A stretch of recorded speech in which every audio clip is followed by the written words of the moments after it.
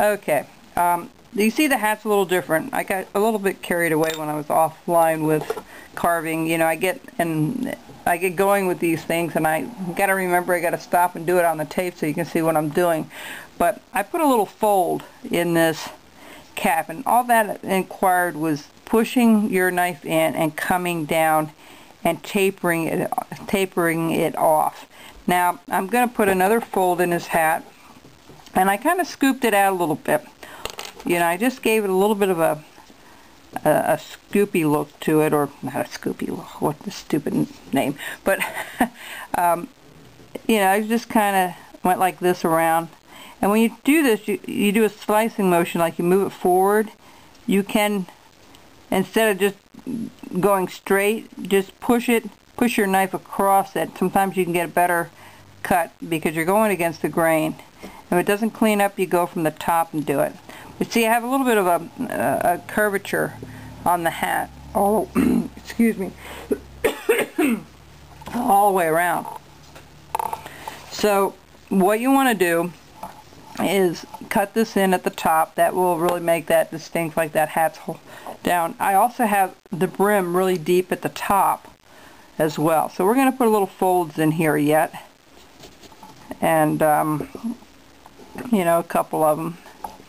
And just to show that it's resting on his head here. I think it gives it a little more character. So what you want to do is just take your knife, push in, a nice big V cut. Alright, we're going to do a couple of other folds too. We're going to do a couple on the arms as well. Alright, and we're going to go over here. We're going to do the same thing. I never did a lot of folds in things, but I think it gives it some extra oomph to your carving. I want to thank all of you that have been emailing me. You really have been very kind in sending me words of encouragement and thanking me, and I want to thank you so much for watching. It's been a pleasure doing this. It really has been, and I hope to get some more projects out and going here for you folks.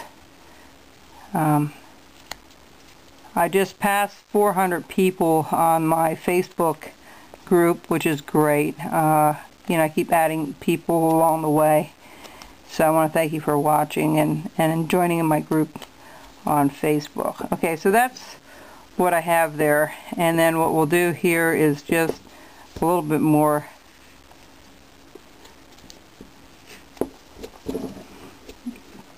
Alright. Alright, there you go. A couple of folds in the hat. Alright. And the next thing we're going to do, we're going to go down here to the arms. We're going to put a couple folds there. So all that entails is a couple of V-cuts where the elbow bends. And I'm going to put another little one, like so. And another.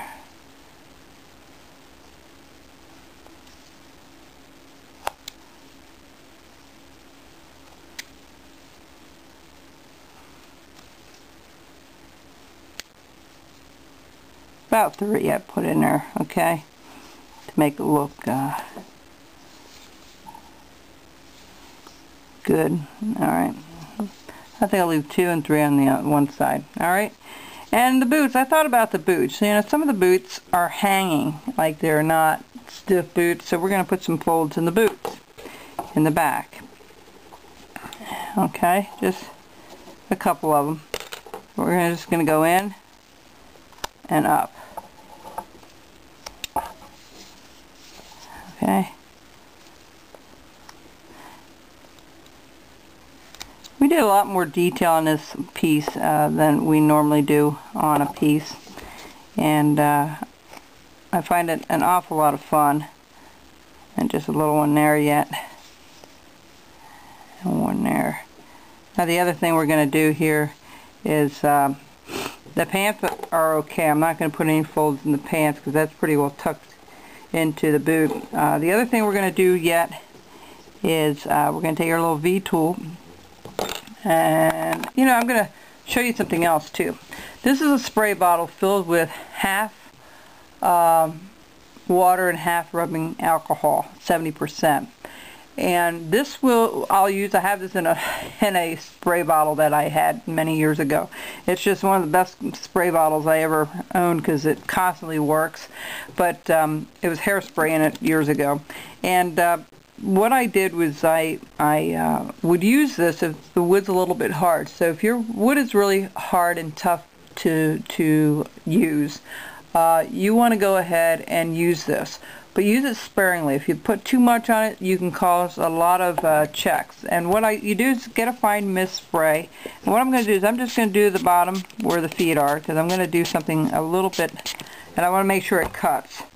So, and this wood has been really soft anyway. So what I'm going to do is just go about a quarter, maybe an eighth of an inch, and I'm just going to go around here like the soles of his feet here. Okay. And we're going to go right around to the back, just like so.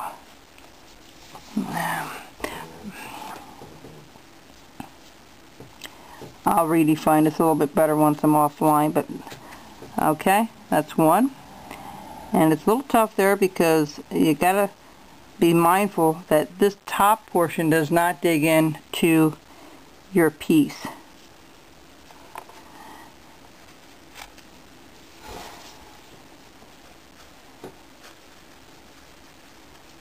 See, if you go too far under, see what I'm doing there? Let's see if I can bring that up and really show you what the hazard is. If you go too far, you're going to be tearing it. So make sure that you clear your piece with the depth of whatever this V-tool is. See, you want to make sure that both sides of that V-tool doesn't go too deep into the wood. And that same applies with the beard. You know, you don't want to be tearing it. Now I'm going to clean this up with a knife, because some areas I did go a little bit deep. You can do this with a knife too. It doesn't make any difference. You can do a pretty nice V cut with a knife as well. I'm a little bit more used to a knife than I am the V-tool. But I do like the results that it gives. Okay? So that's what we want. And then we're going to put a little heel in the back here. Right here, and all I do is take my knife and cut a little V. Alright, and there's the heel to the boot. Alright, so that's pretty well our project, folks. I hope you enjoyed it.